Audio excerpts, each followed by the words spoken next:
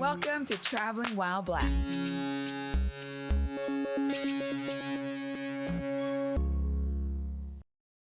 Hey, what's up?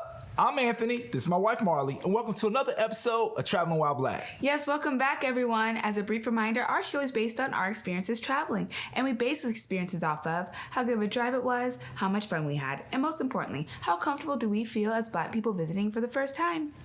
So it's that time of year again. It's the Christmas season, and it's time for our Christmas series. Yep, and even though we're pretty far into December, Mars and I needed an extra boost to get into the Christmas spirit.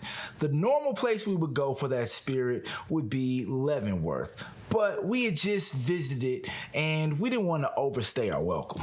Of course. So someone recommended another city that was just a little bit further. We had never been, but that city is Wenatchee, Washington. So we said, let's check that city out to see if that can get us into the Christmas spirit. Yep. So take a look at the episode of us checking out the city of Wenatchee and also to see if we were able to get into the Christmas spirit.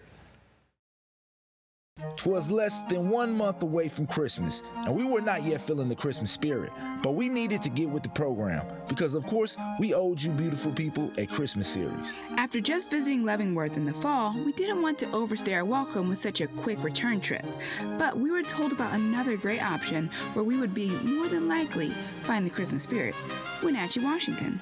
We were a bit surprised because we had heard Wenatchee being mentioned as a great warm weather destination, popular for its apple orchards, wineries, and vineyards. I mean, it's known as the apple capital of the world, which on the surface does not sound so much like a prime spot for the winter season. But since we had never been there, we were excited to learn more about it, and of course find the inspiration to get into the Christmas spirit. Drive grade. It was about a 2.5-hour drive to get to Wenatchee. Coming from Seattle, you can take one of two routes. Going either of the routes require crossing over a pass. So if you're considering taking a trip during the winter, be mindful to pay attention to the road conditions of the passes, because of course, snow falls in the winter. You can actually monitor the road conditions and even see a live camera view on the Washington Department of Transportation website. On the day of our journey, it snowed pretty good, but we just took it slow and made it through safely. Remember to have your chains in your car. Yes, same great views as our last drive to the area, but this time with snow. So for this trip to Wenatchee, we give a 4 out of 5 for drive grade. Level of fun.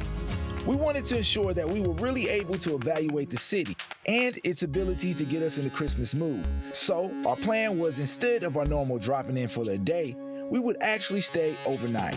To switch things up a little bit more, instead of staying at a normal hotel, we chose to stay at an actual bed and breakfast, and the one we chose was the Warm Springs Inn Winery. Warm Springs Inn Winery is a historic bed and breakfast that sits right on the Wenatchee River, so the views are spectacular. On top of great rooms, guests are treated to breakfast, free coffee anytime, and of course, a home away from home feel.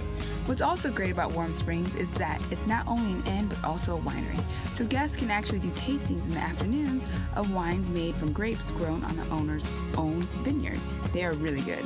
Along with the good wine, we gotta mention that the breakfast is amazing, considering one of the owners is a famous chef.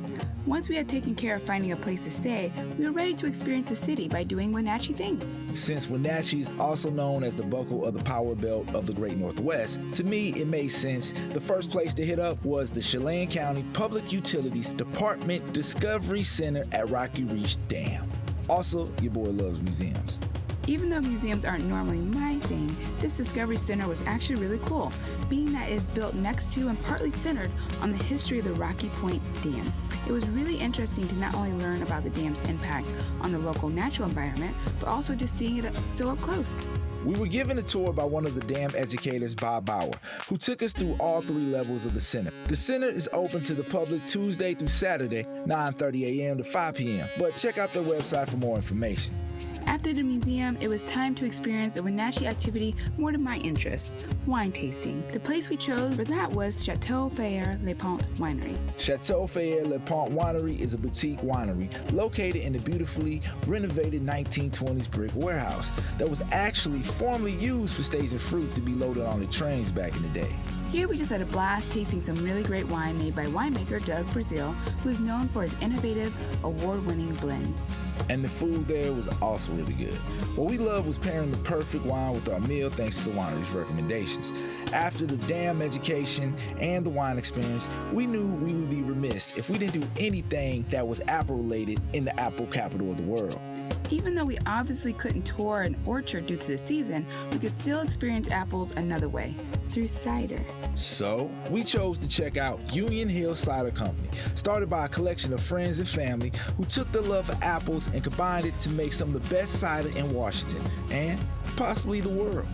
Hill Cider Company Tasting Room is located in a beautiful new building overlooking the valley with views of the Columbia River. We enjoyed a tasting of their many cider options, and they all tasted great, which is saying a lot because before we didn't really consider ourselves cider fans. On top of becoming fans of cider, what was also really cool about our experience was getting an actual tour of where the cider is made and also educated on the process of making cider. Our experience at Hill Cider Company definitely sealed the deal that we could have a lot of fun in Wenatchee. But the real question was, how does Wenatchee fare in regards to the Christmas spirit? Our whole time in Wenatchee, no matter where we went, Christmas was everywhere. Not only in and around the city, but also within the warm and homey feel of warm Springs Inn Winery, all around the historic building of Chateau, Faire, and Pont Winery. Even Hill Cider Company was having a Christmas party the night of our visit. Yes, we can say Wenatchee did the trick in getting us in the Christmas spirit, and we can definitely recommend you considering it if you're looking for another option for this Christmas season, or any time for that matter. Yeah, you don't have to wait for the warm weather to visit Wenatchee. For level of fun, we give a 5 out of 5. Comfortability for Black people. So our experience during our visit was unique. See, everywhere we went, we truly felt welcomed. Everyone we met within the businesses we visited were friendly and enthusiastic, and even some of the people we engaged with around town. Still, for us, it was unique because the whole time there, we did not see one other Black person. Although Wenatchee does have a significant Hispanic population.